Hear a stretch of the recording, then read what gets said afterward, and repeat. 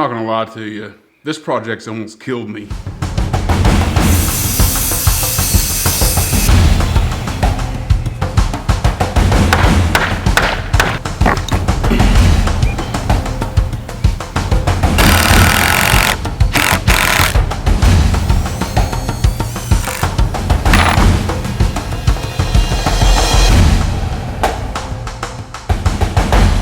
This little fence project that I have going on, it's only about 32 feet of fence, but to be honest with you, it's taken everything I've had to get it completed.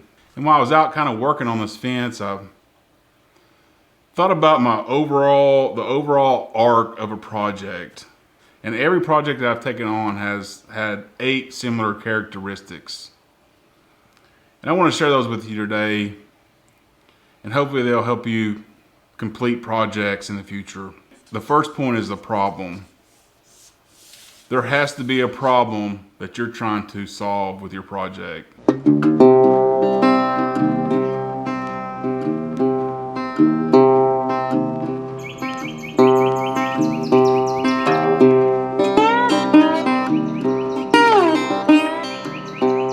That's usually the easiest one out of all of these.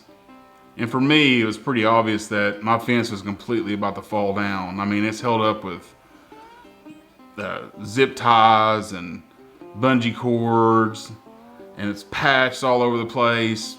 Eventually, it's just gonna fall down. So, in my instance, in this particular project, my fence was the problem. The next point is the fix. What are you gonna have to do to fix this problem?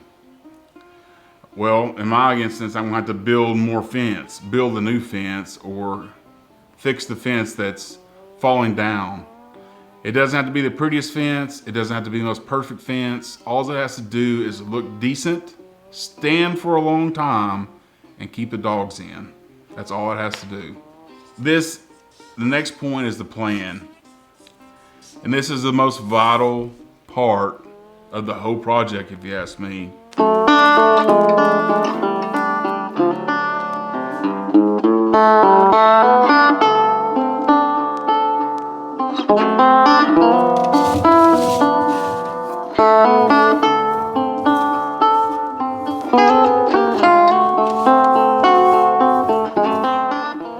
And it's where I always fall short planning stuff. Meaning, most of the time, I just kind of wing it, you know? Which is not the best way to do things. Just winging it cost me a lot of time, a lot of problems. All that could have been solved during the plan part of the phase. The plan is so important just because it kind of keeps you on track. And keeping you on track can save you time and help you get finished in the end. I can't overemphasize how important the plan is to getting your project done. The next part is initial success. And this is when everything's just going smooth, you know? Like I'm out there building fence and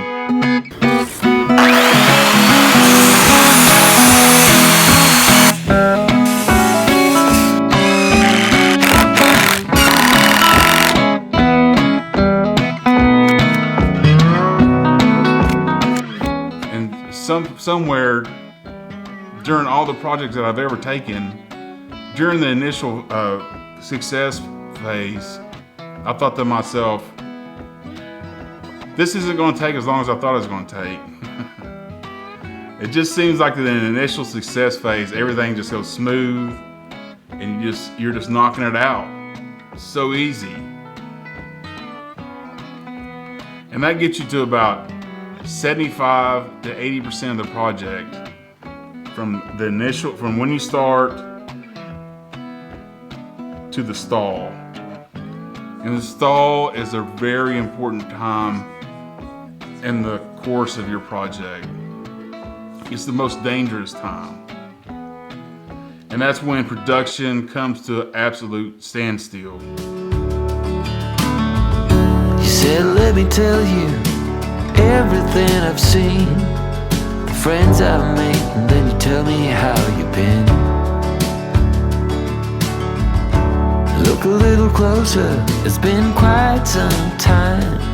You gotta let me know if I'm out of line.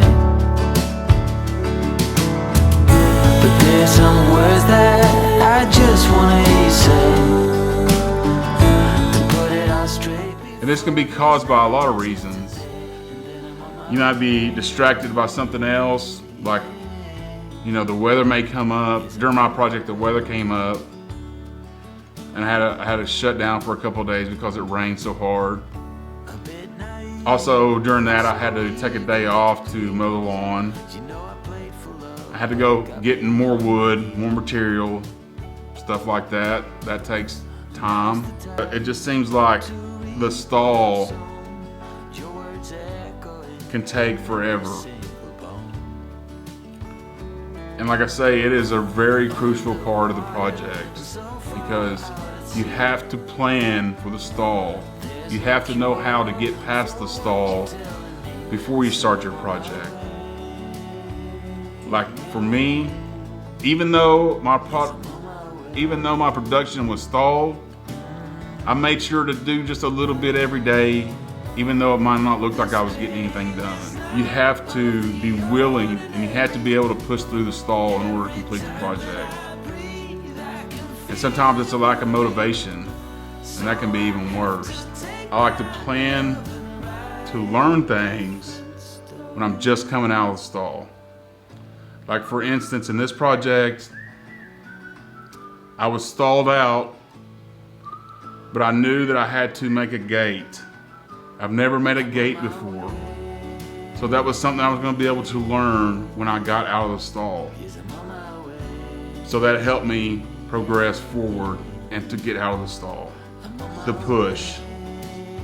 The push is when you come out of the stall.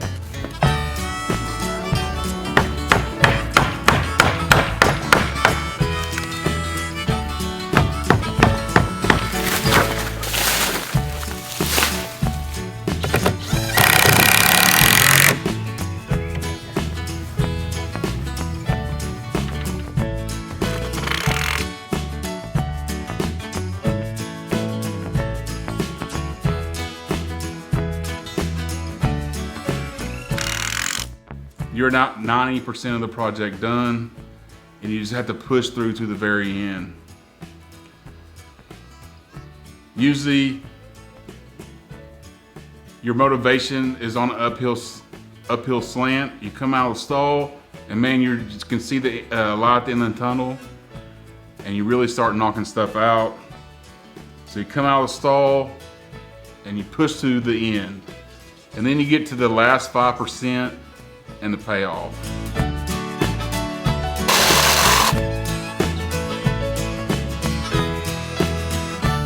The last 5% is like when you're just, almost all the way done with the project. All you have to really do, the project is basically completely done. All you have to do is clean up a little bit, tie up the loose ends, and be done.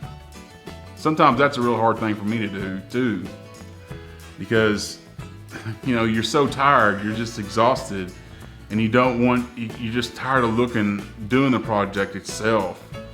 But the last 5%, it can be hard to do as well.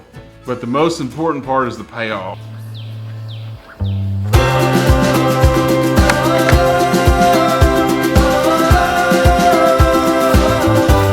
Not too shabby. Man, I'm finally done. I can sit back and look at all the stuff, everything that I've gotten done. I can sit back and look at the fence. It is done. It looks good. It's going to stand the test of time. It's going to hold the dogs in. It might not be the prettiest, but dadgum, it's up and it's done. I guess the most important thing is what I learn when I'm doing my projects. You know, I made a million mistakes while I was building this fence, and I learned from them, corrected them, moved on. And that really applies to any project that I've ever taken on. You know, a fence project, tiling project on my boat, a video project. Geez, I make mistakes all the time, but I'm always excited to learn from my mistakes. And I think it's really important that each project you take on, you learn something. So hopefully this video will help you with your projects going forward. If you like the video, make sure you drop a like. If you want to see more like it, go ahead and hit that subscribe button. But thanks for watching. We'll see you on the next one.